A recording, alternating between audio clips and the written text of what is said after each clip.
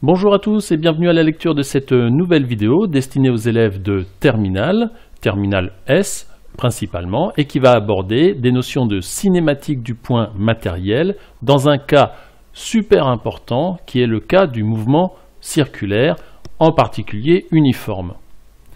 Alors, on verra d'où viennent les notations vectorielles vecteur vitesse égale dérivée du vecteur position et vecteur accélération égale dérivée du vecteur vitesse. On apprendra à tracer des vecteurs vitesse et des vecteurs accélération. Et c'est là que ça va être très important parce que vous allez apprendre à bien dessiner un vecteur accélération et surtout vous allez comprendre comment déterminer la norme du vecteur accélération, ce qui sera très important lorsque l'on va attaquer les relations fondamentales de la dynamique ou les lois de Newton. Alors c'est une vidéo qu'il ne faut absolument pas négliger parce qu'une fois que vous l'aurez comprise, alors tous les problèmes que l'on rencontre au bac, et croyez-moi, ils sont nombreux, seront plus faciles à appréhender quand ils concerneront les mouvements circulaires. Alors pourquoi est-ce très important? Eh bien parce que si on regarde des sujets de bac, eh bien des mouvements circulaires, il y en a de très nombreux, enfin dans de très nombreux sujets. On peut parler évidemment des satellites autour de la Terre, qui pour certains ont un mouvement circulaire uniforme. On peut parler des satellites de planètes, comme ici Titan autour de la planète Saturne. On peut parler également de films, pourquoi pas. Bacchès 2016 parlait de Tatooine et du film Star Wars. En 2013, en Nouvelle-Calédonie, on parlait encore une fois de satellites. Et puis, toujours en 2013, en Amérique du Nord, il manque un D ici, eh bien, on parlait de satellites et donc de loi du mouvement avec un mouvement circulaire et en particulier uniforme. Alors, allons-y pour ce qui est du vecteur vitesse. J'ai ici un point matériel qui s'est déplacé sur une trajectoire. À la date t0, il est en m0. Il est repéré par son vecteur position. Je prends une origine, je peux la prendre n'importe où. Ce n'est pas les mathématiques qui vont changer la physique. J'aurais pu mettre le point O ici, le point O ici. Ça ne changera absolument rien. Donc je suis repéré par le vecteur position. À la date t0 au m0, à la date t2 au m2. Qu'est-ce qui cause ce changement de vecteur position? Eh bien, je me déplace. Donc, ce qui cause ce changement, c'est la vitesse. Plus exactement, le vecteur vitesse.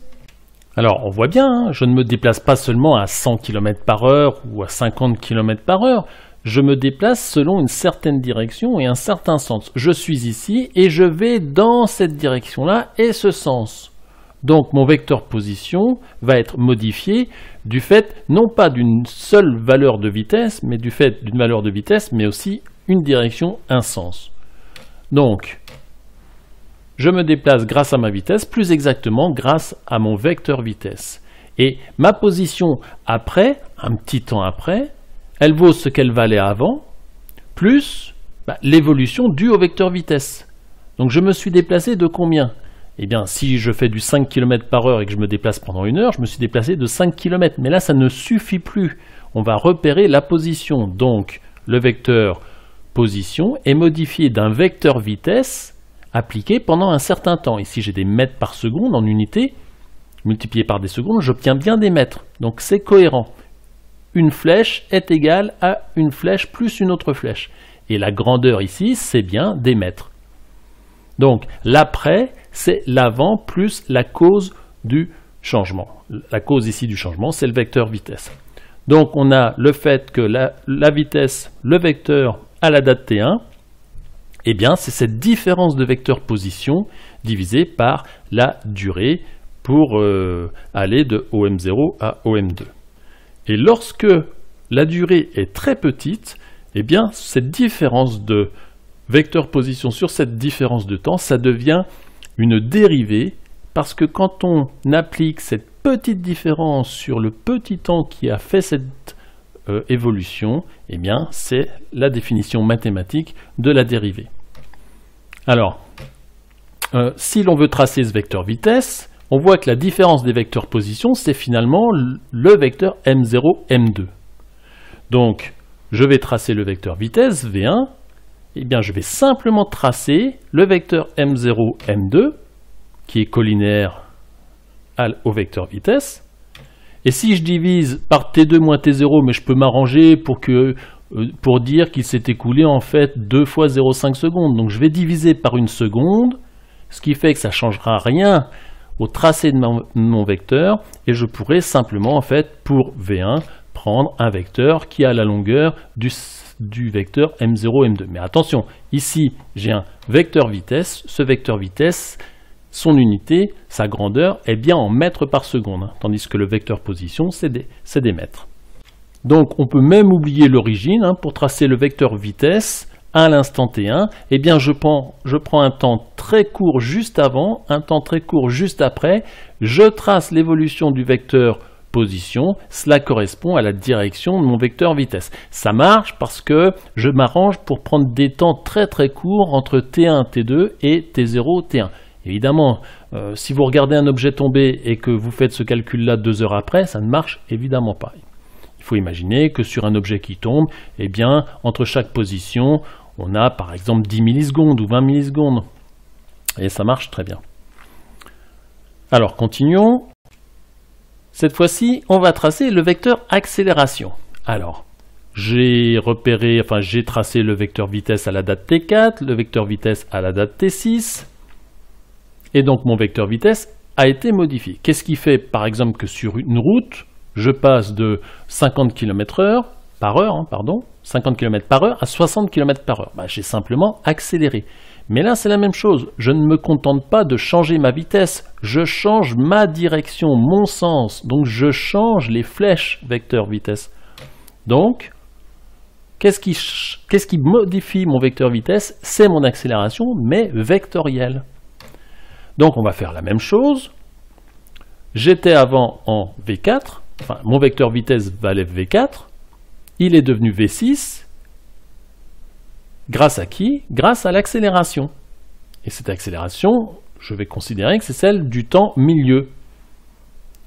Donc, on considère que l'accélération à la date T5, en fait, s'est appliquée entre T4 et T6. Parce que, en fait, les instants sont tellement courts qu'on considère que l'accélération n'a pas été tellement modifiée.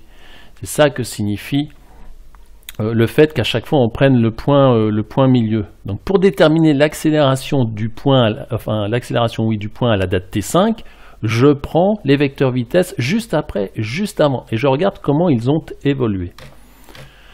Donc finalement, l'accélération à la date 5, eh bien c'est une différence de vecteur vitesse sur une différence de temps. Et de même que tout à l'heure, si la durée est très petite, j'obtiens une dérivée mathématique. Alors, appliquons tout cela. J'ai un point matériel sur une trajectoire circulaire. La date T0, je suis en M0, date T1, M1, etc. Je vais tracer le vecteur vitesse à la date T1. Donc, je regarde l'évolution du vecteur position entre la date T0 et T2, c'est M0, M2 sur T2 moins T0. Donc, je trace M0, M2 qui est en pointillé ici, et je vais le diviser par en fait 1 seconde. Je m'arrange pour que le temps entre T2 et T0 soit 1 seconde, ce qui me permet de simplifier mon tracé. Mais j'aurais pu prendre un autre temps, j'aurais obtenu une certaine valeur, mais il suffit simplement de considérer que par un changement d'échelle, j'aurais obtenu un vecteur, surtout parallèle à M0, M2, et dont la longueur dépendrait de l'échelle choisie. Je me simplifie l'affaire en considérant que T2 moins T0, c'est 1 seconde. Ok. Donc je fais la même chose pour la date T3.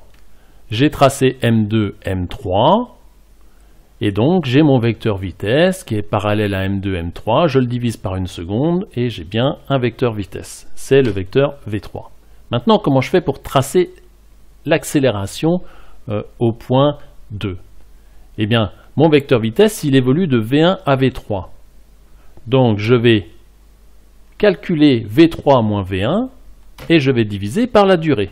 Je m'arrange toujours, d'ailleurs c'est toujours le cas, il s'écoule toujours 0,5 secondes entre chaque position, donc ça fait 1 seconde entre M2 et M4. Donc l'accélération au point 2, eh bien c'est V3 plus moins V1. Donc j'ai pris V3 et j'ai fait moins V1. Vous voyez ce V1 là, j'ai fait la flèche opposée en sens. Donc j'ai bien V3 moins V1. Et donc j'obtiens un petit vecteur, mais je l'applique au temps t2. Et donc, ici, j'ai mon accélération a2. On va faire la même chose avec un mouvement 2 fois plus rapide, à droite, le cercle vert. Donc, j'ai ici mon vecteur v1. J'ai pris quoi? J'ai pris m0, m2, et j'ai divisé par la durée t2 moins t0, mais je me suis arrangé pour que ça vaille 1. De même, pour la vitesse en 3, je trace v3 moins v1 pour avoir le vecteur accélération. Je n'oublie pas de diviser par t3 moins t1, mais ça vaut une seconde. Donc j'ai maintenant une accélération et je l'applique au temps 2. Et que constate-t-on? Eh bien, on constate que l'accélération, et ça c'est super important, dans un mouvement circulaire uniforme, elle est dirigée vers le centre du cercle. Et on verra bientôt que qu'est-ce qui cause cette accélération? C'est la force que vous appliquez. Pourquoi un objet se mettrait-il à tourner? C'est parce que vous l'attirez vers le centre. Donc on pourra appliquer ces relations-là quand on fera la mécanique, enfin les relations de Newton. Alors notez aussi que quand la vitesse est 2 fois plus grande, la longueur du vecteur est 4 fois plus grande que dans ce cas-là. Donc si je multiplie par 2 la vitesse, eh bien je multiplie par 4 l'accélération. Autrement dit, dans un virage, vous n'avez pas intérêt à passer de 50 km/h à 100 km/h, car vous multipliez votre accélération par 4 et ça peut faire très mal. Alors maintenant, que se passe-t-il si le rayon de la trajectoire circulaire est 2 fois plus grand? Je n'ai pas modifié la vitesse. Constatez qu'entre deux positions, il s'écoule toujours le même temps qu'ici, j'ai toujours la même distance parcourue. Donc la vitesse n'a pas été modifiée, j'ai seulement modifié le rayon de la trajectoire. Eh bien on fait comme tout à l'heure, et que constate-t-on? On constate que l'accélération est 2 fois plus petite. Alors c'est un peu... c'est cohérent. Si vous prenez un cercle qui est très grand, on va se retrouver avec une trajectoire quasi rectiligne. Et si la trajectoire est rectiligne et le mouvement uniforme, ça veut dire que je suis en ligne droite et que je n'accélère pas, que ma vitesse est constante. Donc plus le rayon du cercle est grand et plus l'accélération est petite. Mais en tout cas, on retrouve la même chose, l'accélération est dirigée vers le centre. On est donc sur le point de conclure. J'ai un mobile qui se déplace sur une trajectoire circulaire à vitesse constante, ça veut dire que les mètres par seconde sont constants, mais attention, c'est pas parce que vous vous déplacez à vitesse constante que vous n'avez pas d'accélération. L'accélération, c'est une grandeur vectorielle. Et mon vecteur vitesse, il va tourner, il va changer de direction, donc j'ai une accélération. Et nous venons de voir que l'accélération était proportionnelle au carré de la vitesse et inversement proportionnelle au rayon du cercle. On a vu tout à l'heure que si la vitesse était doublée, l'accélération en norme était multipliée par 4, et si le rayon était multiplié par 2, l'accélération était divisée par 2. Il se trouve que c'est proportionnel à v carré sur r, mais pas seulement, c'est égal à v carré sur r. En norme, faites attention. Donc ici c'est la norme, donc c'est égal à un scalaire, un nombre. Mais le vecteur accélération, eh bien c'est v carré sur r multiplié par ce vecteur unitaire normal. Alors vérifions si tout cela est cohérent au niveau des unités. On va faire une petite analyse dimensionnelle. La dimension de l'accélération, eh bien c'est la dimension de sa norme. C'est donc la dimension de v au carré sur la dimension de r. La vitesse, c'est une longueur multipliée par un temps moins 1, exemple en unité des mètres par seconde, donc au carré. Et donc quand je fais L2 t-2 divisé par L, je trouve LT-2, c'est-à-dire, si je raisonne en unité, des mètres par seconde, c'est bien une accélération, c'est le nombre de mètres par seconde que je gagne par seconde.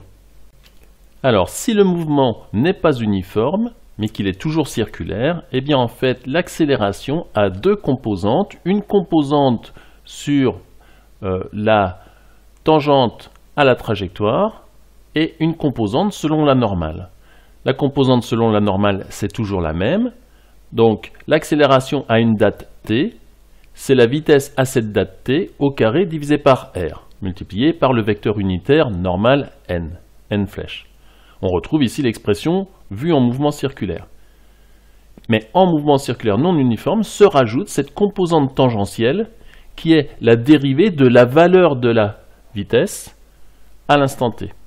Voilà, mais vous en faites pas, on ne vous embêtera pas avec cette formule-là au baccalauréat et on étudiera essentiellement et pratiquement toujours un mouvement circulaire uniforme. Alors, sans plus détailler, ce sera l'objet d'une autre vidéo. Et bien tout cela va être très important pour déterminer la vitesse d'un satellite.